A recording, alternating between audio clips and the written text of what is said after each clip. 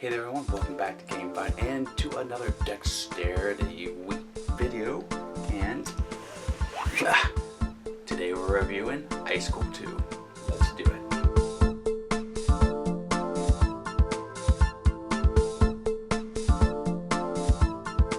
Now, if you haven't tuned into Ice School, the first video, well, you might want to do that because I'm not going to be teaching you how to play this game, though I will be teaching you the variant when you mash the two or smash up the two together, so stay tuned for that. But if you're new to the game, you can pick this version up and have just as much fun as you did when you had Ice School 1 at your table. The special thing is if you have both of these, which you can come about these for around 20 to 30 bucks, not too expensive, but if you have both of these, you have this giant dexterity game where you're flicking these penguins that have little weights on them. This introduces new colors, pretty much the same type of room. It's basically the same game. I love Ice School. Gonna give it away in this video. You should have, spoilers, I should have said that, but you should have watched the other review first. But if you're tuned into this again, you can just play Ice School 2 just like you would Ice School 1. Without further ado though, let me show you how this one changes up the game when it comes to appearance, and then how it actually changes up the game with the new aspects of racing. Let's do it.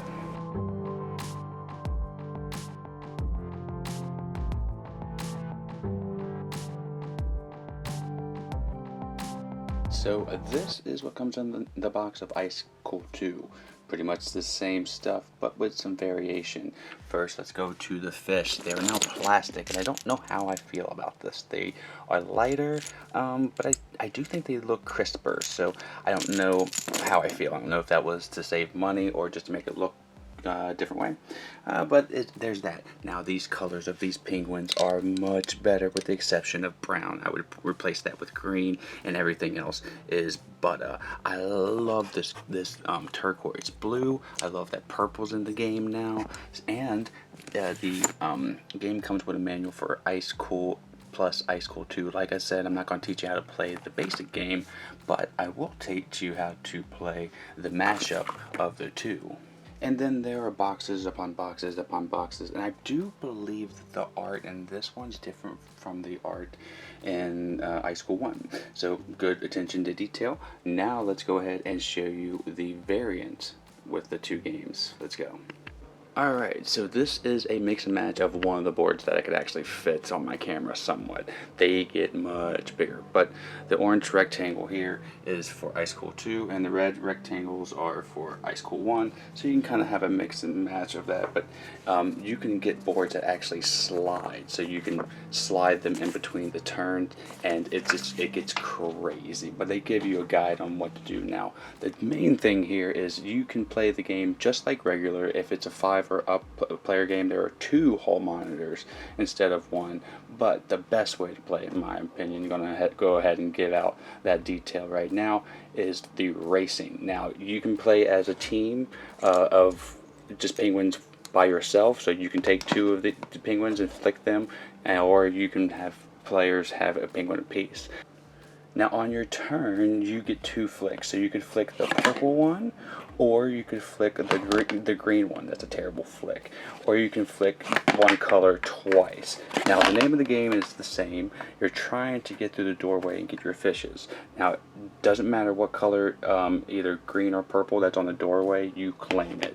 And once you get all the fishes on a race, you have to get back to the finishing spot, which in this case is the starting spot. And once you do that, you have to get both of your penguins in there, and if you have done that first, then you win the race. And you don't have to do that in any kind of order. You can just kind of go one way or another, so you can split the penguins up if you want, but just make sure you both are at near the end spot when you claim your last fish, so you can snag that win.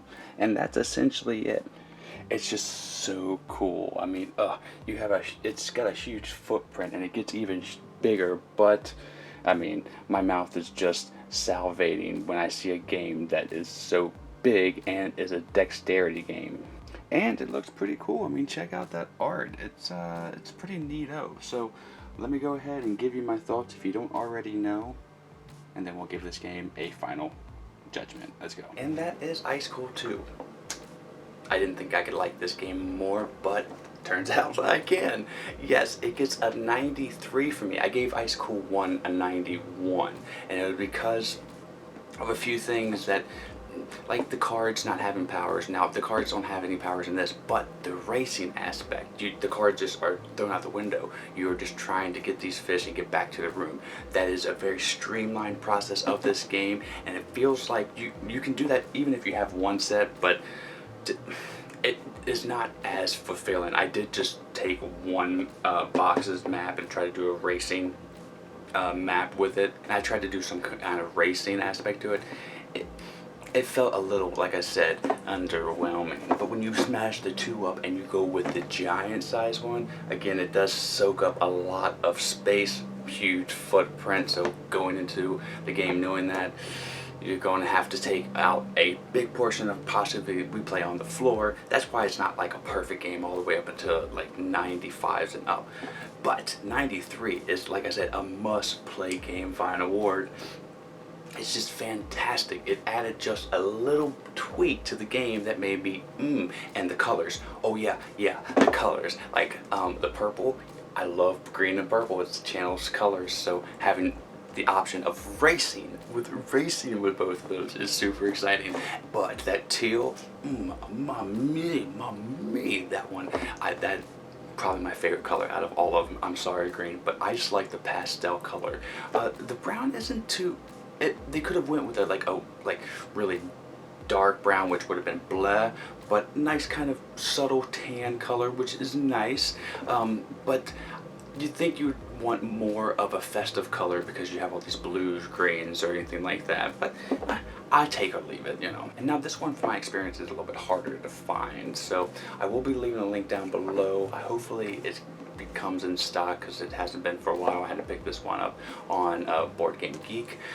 But this is a must-have. You don't necessarily have to have both of them, but once you do, it's kind of hard not to mash them up every time. I don't know if I've played the hall monitor version of this game since I've got the number 2 over the first time, because I did want to try out having 2 hall monitors to see how that was, but from there on, it's just been off to the races every time, and it's not a bad thing. It's like for Hearthstone, the traditional game of Hearthstone, I like that, but when they brought over Battlegrounds, boy, it was just a subtle kind of change with the same game mechanisms, but it made it just a juicier sandwich of a game. Speaking of sandwiches, which was a weird analogy, I'm starting to get pretty hungry. So thank you so much for joining me in this Dexterity Day week review of Ice Cold 2. I really do appreciate it. Click like and subscribe if you haven't already. Link down below if you want to pick this game up. But until the next time that I see you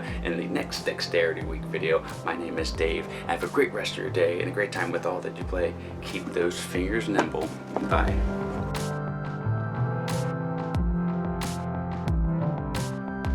Vine Nation, we love making content here for you on the channel, and we're almost at 10,000 subscribers, so subscribe now and help us out. This video right here, I think you'll like. This video right here, YouTube thinks you'll like. Or you can just sit here and watch me dance the dinosaur for a little bit longer. You can visit us at our social media outlets, and we're going to be improving our Patreon here soon. That's all for today. Miko, it's time to go. Good girl, Miko.